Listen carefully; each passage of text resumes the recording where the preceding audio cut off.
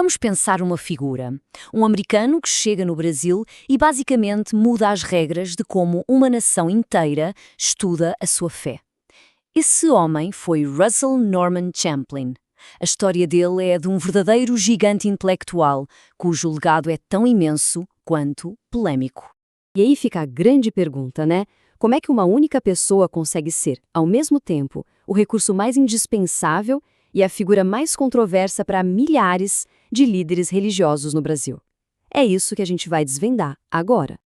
Para a gente entender o tamanho do impacto do Champlin, precisamos voltar no tempo. Pensa no Brasil ali de meados do século XX. O cenário evangélico crescendo, explodindo, mas existia um vazio enorme. Faltava material de estudo sério, aprofundado em português. Imagina só a situação de um pastor ou um estudante dedicado naquela época. As ferramentas básicas simplesmente não existiam em português. Acesso às línguas originais como grego e hebraico, nossa, isso era um luxo para pouquíssimos. Comentários que conectassem a fé com história, com filosofia, raros. Existia uma sede de conhecimento que ninguém estava saciando. E é nesse cenário, nesse vácuo, que entra em cena Russell Norman Champlin. Ele não só viu essa lacuna, como dedicou a vida inteira para preenchê-la com o rigor acadêmico, uma dedicação quase inacreditável. A missão dele se tornou construir, livro por livro, o que muita gente depois chamou de um seminário portátil. E a trajetória dele é impressionante.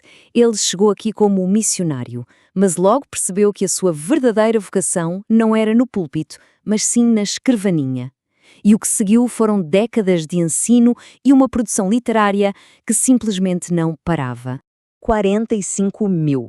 Mais de 45 mil páginas. Vamos parar um pouco para pensar no que isso significa. É uma biblioteca inteira, um monumento de conhecimento construído por um homem só para servir uma nação inteira. Uma obra de vida numa escala que é até difícil de imaginar. E aqui está o coração da obra dele, o tripé do seu legado. Os comentários do Novo e do Antigo Testamento, gente, eles abriram as portas das línguas originais para quem não as dominava. Foi revolucionário.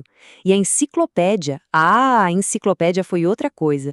Ele conectou a Bíblia não só com teologia, mas com Platão, com Aristóteles, com toda a tradição da filosofia. Ele, de fato, democratizou o acesso ao conhecimento de alto nível. Só que, e aqui a história dá uma virada, todo esse conhecimento incrível era uma faca de dois gumes. Escondido ali, no meio de toda aquela erudição, tinha um núcleo de ideias que desafiava diretamente a ortodoxia. O mesmo conhecimento que iluminava também plantava sementes de controvérsia. O ponto central da polémica toda era a abertura dele ao universalismo teológico. Para simplificar, é a ideia de que, no fim de tudo, o plano de Deus poderia incluir a salvação de todas as pessoas. E, claro, isso batia de frente com a doutrina tradicional do castigo eterno, do inferno. Aqui o conflito fica bem claro. De um lado, a visão tradicional, de um juízo final definitivo. Do outro, a possibilidade que Champlin colocava na mesa.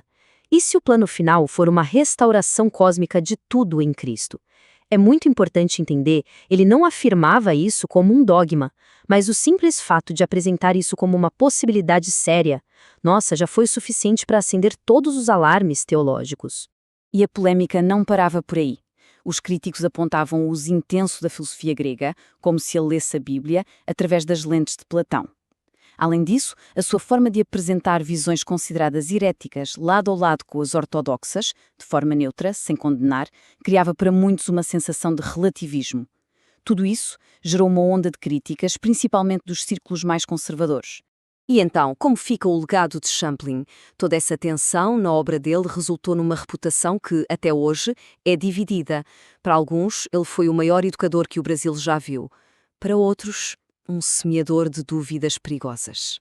Essa tabela resume perfeitamente essa dualidade.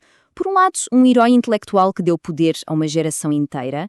Por outro, uma figura que exige cautela, cujas obras, segundo os críticos, precisam ser lidas com um filtro teológico bem atento. Ele é, ao mesmo tempo, indispensável e controverso. E essa citação talvez seja a perspectiva mais equilibrada e útil de como lidar com o legado dele hoje. Ou seja, reconhecer o valor imenso das suas ferramentas de exegese, da análise linguística, da análise histórica, mas, ao mesmo tempo, manter um discernimento crítico sobre as conclusões teológicas mais pessoais e, digamos, especulativas dele. E a gente termina com essa pergunta, que na verdade está no coração do legado de Champlin.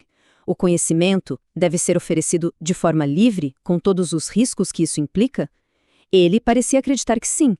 Mas qual é o papel de um erudito? É dar respostas seguras ou é dar ferramentas para que as pessoas possam fazer todas as perguntas, até as mais arriscadas? O legado de Champlin nos obriga a encarar essa questão fundamental.